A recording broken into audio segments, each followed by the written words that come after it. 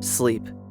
A chance to rest, recharge your batteries, and slip off into a blissful unconsciousness. You journey into a world of dreams, a therapeutic and mostly joyful experience. I laid my head on my goose feather pillow. I pulled the blanket over my shoulders and closed my eyes. My memory foam mattress cradled me, conforming to my curves and creases. The blackness and darkness enveloped me. There were no dreams, just dark. It was as if I was between consciousness and unconsciousness, trapped until the next morning.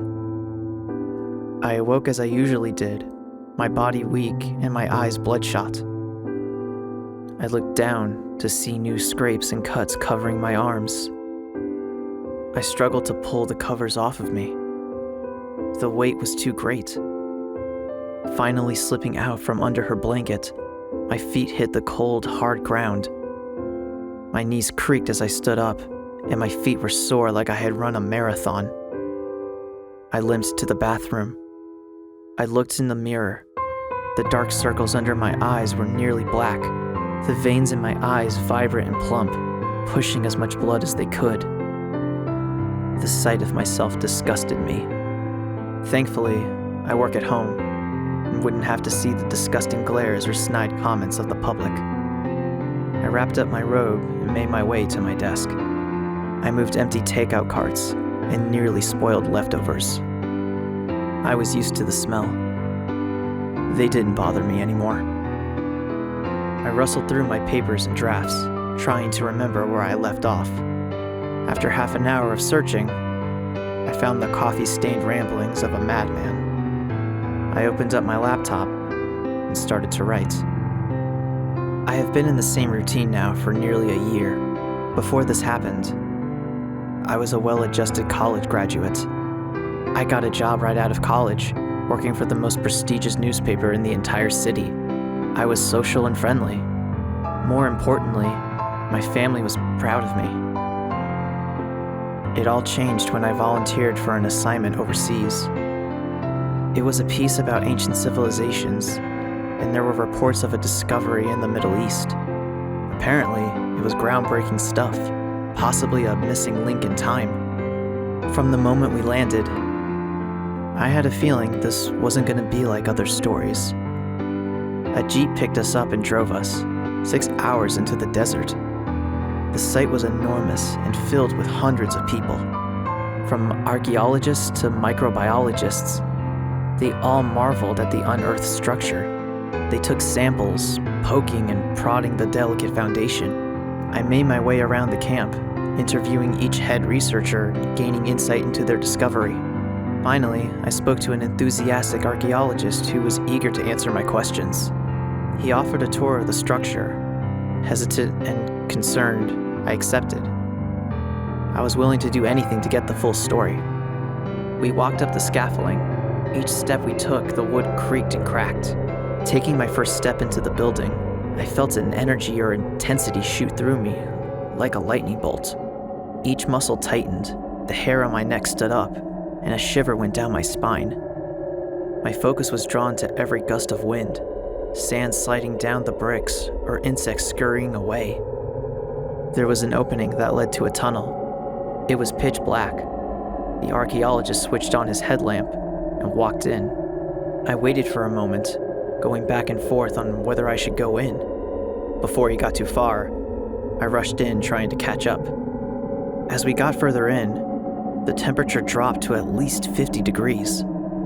The archaeologist would point certain things out, like glyphs and sigils explaining their significance. He theorized it was a temple to an ancient god, unknown to us yet.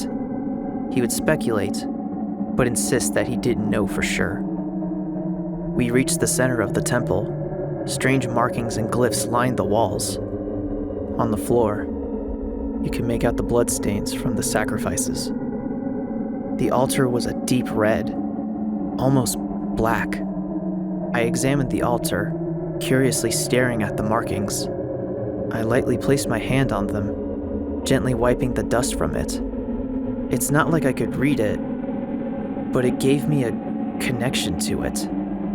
I walked around, and I heard a metallic clattering. I looked down to see a primitive blade at my feet. I picked it up, drawn to the red jewel that was placed at the base of the hilt. I turned it around, accidentally cutting myself in the process. Ow! Damn it! I dropped the blade, smashing the jewel to dust when it hit the floor. I winced and brushed it off as nothing, just a small cut. Moments later, the temple started to shake violently. The archaeologists shouted to leave. The structure integrity was compromised. We needed to go, narrowly escaping the collapse. The entire temple turned into a pile of rubble. Cries and screams filled the air. A loss of this magnitude hurt them emotionally and intellectually. They lost quite possibly one of the most important discoveries of the 21st century. On the drive back to the airport, I started to write my story.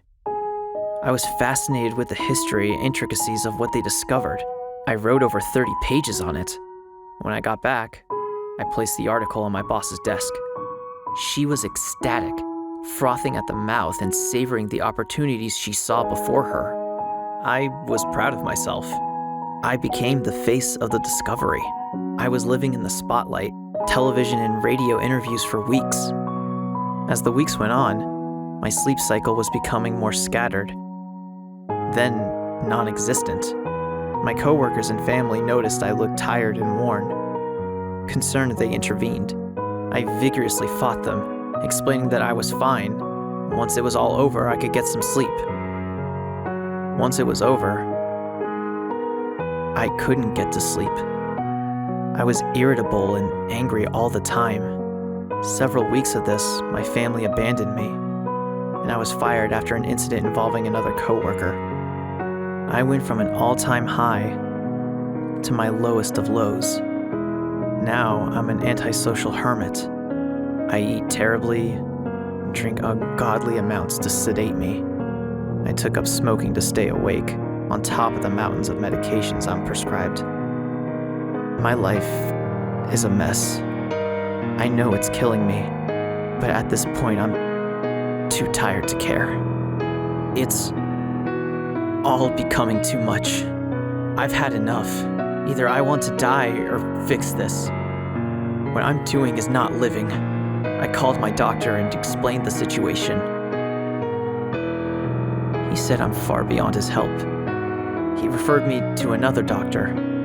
After calling him, 4 doctors were at my door within the hour. They thoroughly examined me, taking blood work and various other fluids from me. After hours and hours of examination, they decided to set up video cameras. They're going to do a sleep study.